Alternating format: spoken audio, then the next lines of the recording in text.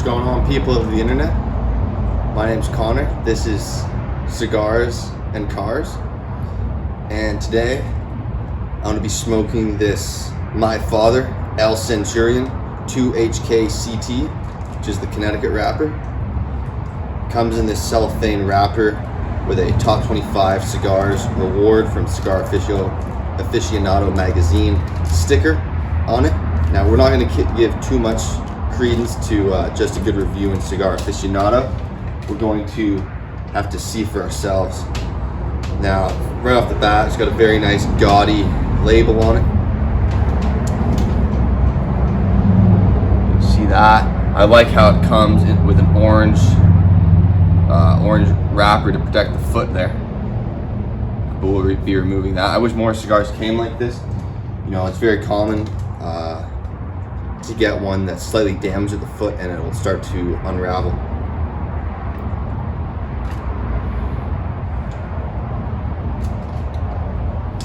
Okay, so my cigar cutter is lost somewhere over there for now.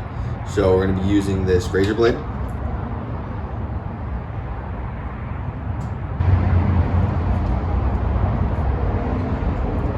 But the razor blade will do just fine.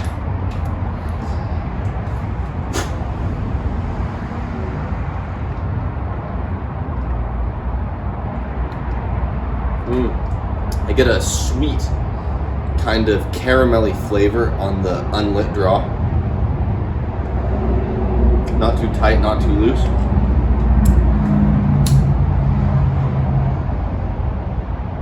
We're going to go ahead and toast the foot here.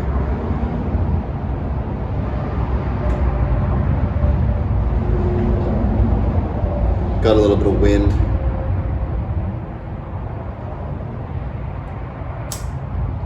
Now, I've never smoked a My Father's cigar before, but heard a lot of good things.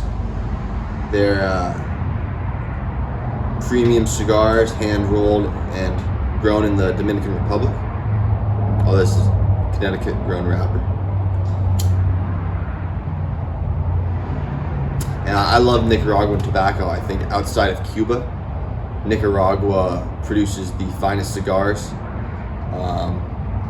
That I am thinking of Oliva and Padron being my two favorites. And just in my experience, significantly better than what's grown in Nicaragua or Honduras, the other big non-Cuban tobacco countries.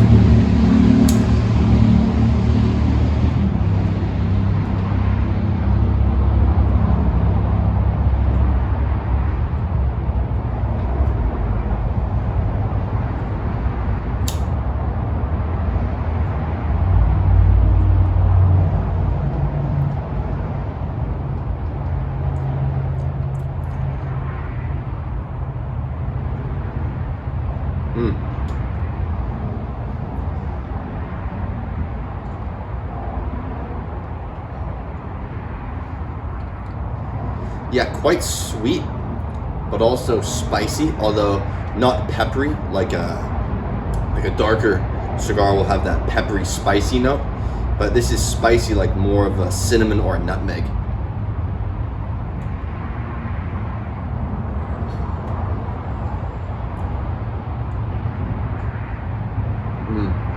Yeah, it's sweet like a nougat or a caramel.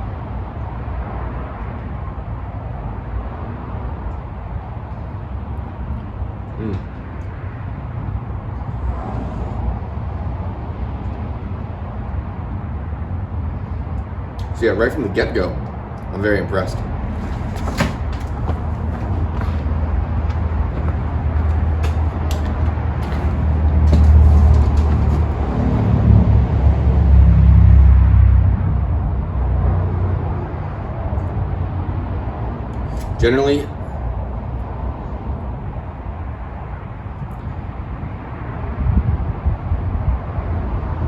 Generally, I'm more of a fan of darker cigars, often Maduro wrappers. Full-bodied, darker cigar, in my experience, has more complex and rich flavors that really leaves you enjoying discovering the intricacies of the flavor on your palate as opposed to just smoking through it.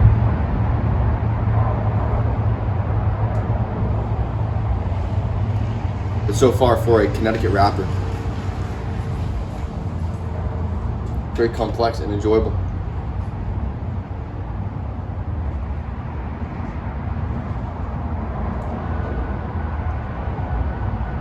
I'm trying to figure out what that new flavor there is. I'm not sure if it's a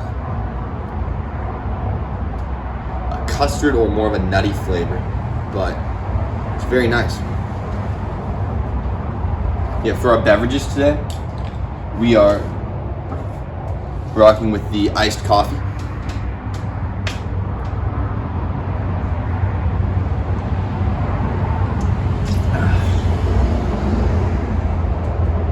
And water.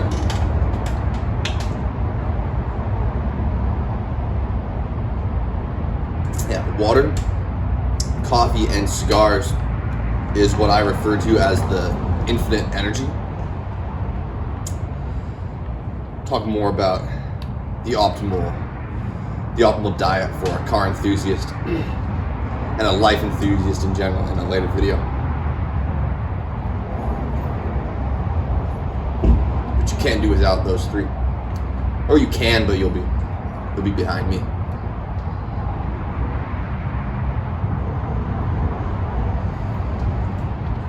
Sun setting here in California, but it's what some people would call the golden hour. Very pretty up. But yeah, today we're working on the 305. No, it is the 350, which is going to be replacing the 305 we pulled out of my Firebird. 305 had a melted piston from being overheated, and overall was just leaking, covered in oil, melted piston. This was a 350 that was included. It had a bent valve when I took it apart, although other than that, it was basically just a running, tired old engine with, glazed cylinder walls and copper on all the bearings.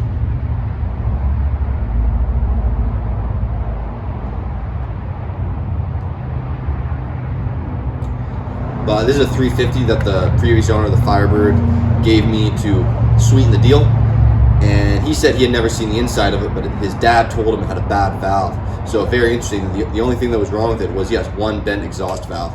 And he gave me 4 additional small block Chevy heads, so we scavenged a 1.5 diameter exhaust valve, lapped that in, and now we're gonna have a good 350. So I've been going through, replaced all the valve stem seals, only positive seals on the intake, although there are O-rings on all the exhaust valves. The intakes and exhausts, little O-rings on the stems. Other than that, on the heads, we basically just cleaned them, right? So we're using the same springs, same valves. We're just trying to get this in the car as soon as possible so we can sell the Firebird. As far as the short block goes, I want to be selling the car as premium condition as possible. So what that means is going to be a truly rebuilt 350. So we're not just going to slap the old rings and bearings back into it and freshen it up. Like, we're honing the cylinders, new piston rings, and new rod bearings, main bearings, leaving the cam bearings as they are. So it measured all the bearing clearances, gapped all the piston rings, or basically just measured the stock gap, and that's within spec, so that's fine.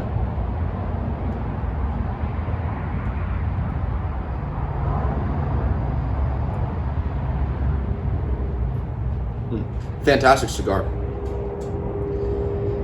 As an introduction to the My Father brand, I'm very impressed.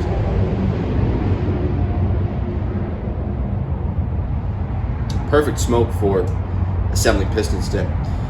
But yeah, so after measuring all the bearing clearances and putting the crankshaft in, comes time to install the pistons and rods onto the crankshaft.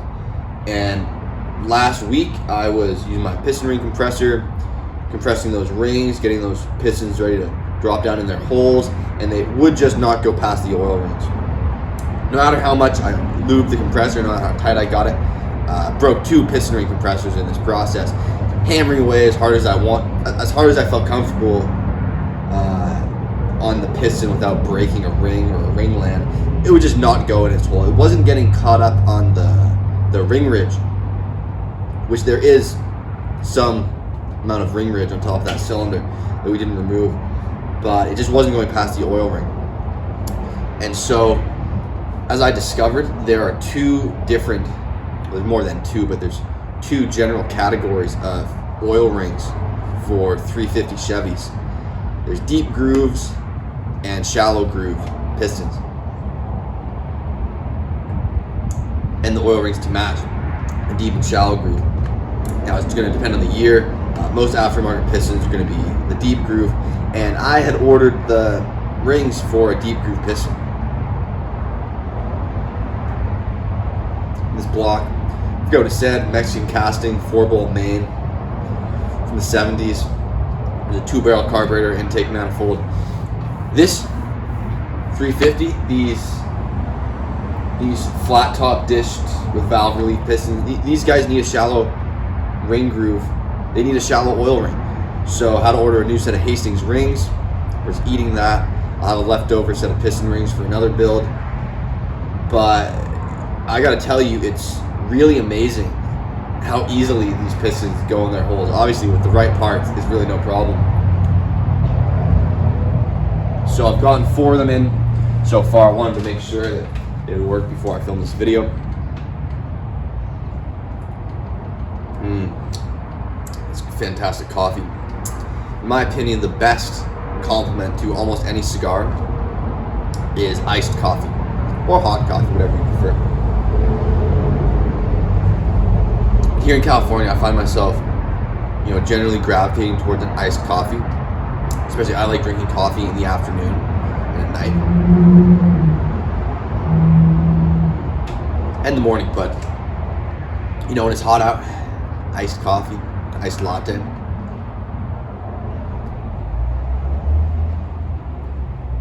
With a hand rolled Nicaraguan cigar. It's hard for life to get a whole lot better than this. I'm very lucky and blessed to have found these types of things early in life.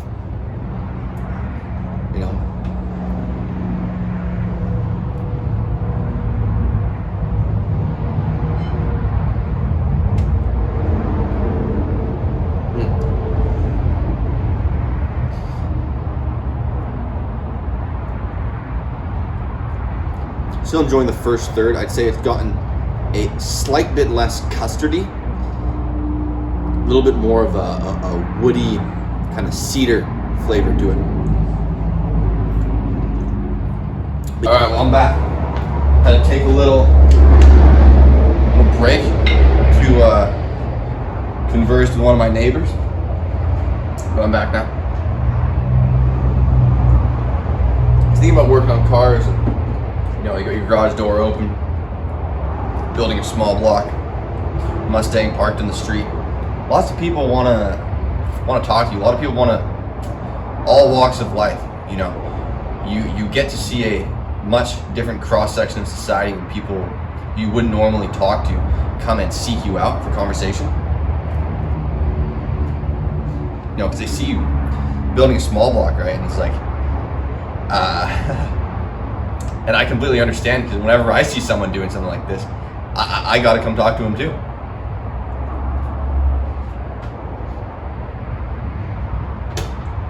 All right. So 1, 2, 3, 4. Number 5. Clean off our bearings with acetone.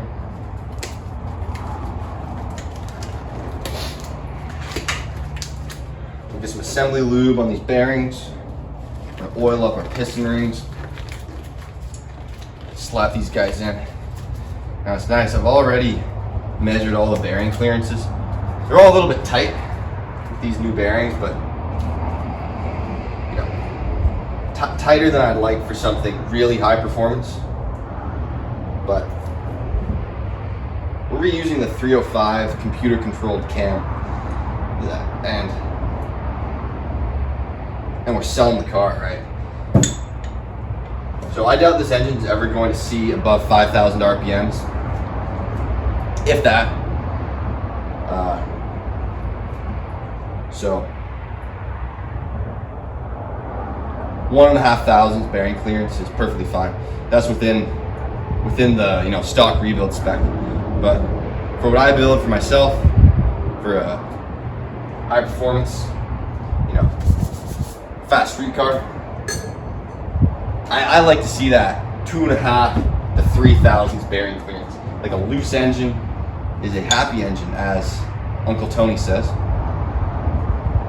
Let me see.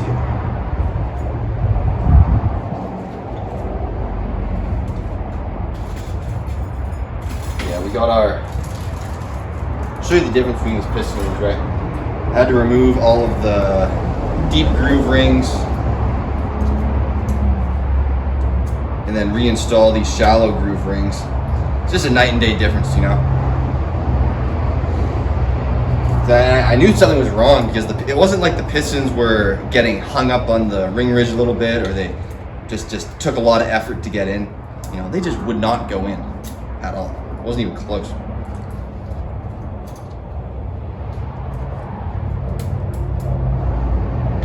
So that really told me something was wrong. Now we offset our oil ring spacers, and then we offset by 180 degrees the gaps in our top two rings. Go. And then oil up the wrist pins.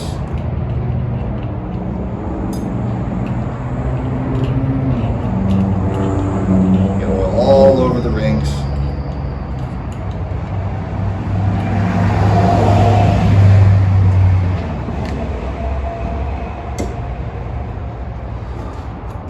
I feel like I've oiled and wiped these cylinders out probably like 10 times since starting this, but oil them again. Plenty of oil still on our ring compressor. And this is number 5. So we got to be careful which way our big chamfer goes to face the crankshaft. This way.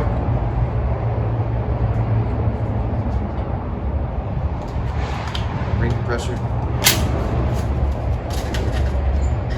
And it's down. As I said, I broke 2 ring compressors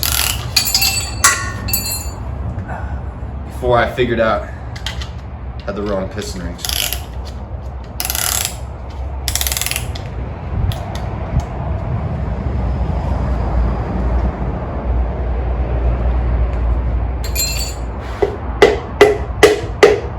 Look at that. Right piston rings, Harbor Freight ring compressor. There's no problem. It's right on the crank. That's nice. Right on the crank. First try there. Really nice. So I'm just going to tighten these up and then torque them down. And then before I put in another piston, I'm gonna roll the engine over just to see, make sure there's no hard spots, make sure nothing binds, make sure we got no problems. And it's just interesting to see how much more resistance, how much more parasitic loss we gain per piston, right? And it's quite remarkable when you get to all 8 pistons, how much harder the engine is to spin over. We're going to measure it with a torque wrench. It doesn't matter for this one, but in terms of a high performance engine, the oil rings are the #1 source of internal friction and parasitic loss. And as Lacasio would say in thermodynamics, right? Friction is one of our irreversibilities. We want to minimize friction. And for a race engine, those oil rings, you really don't want all that friction from the oil rings.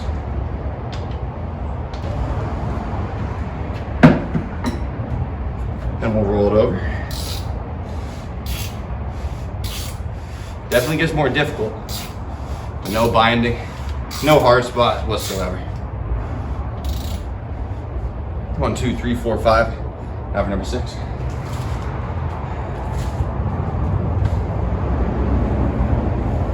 gonna have to relight this.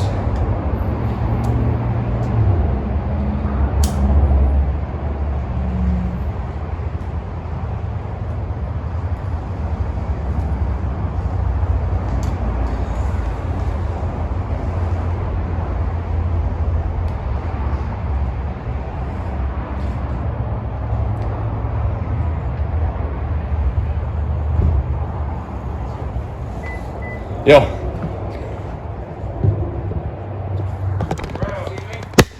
Yeah, I'm live streaming.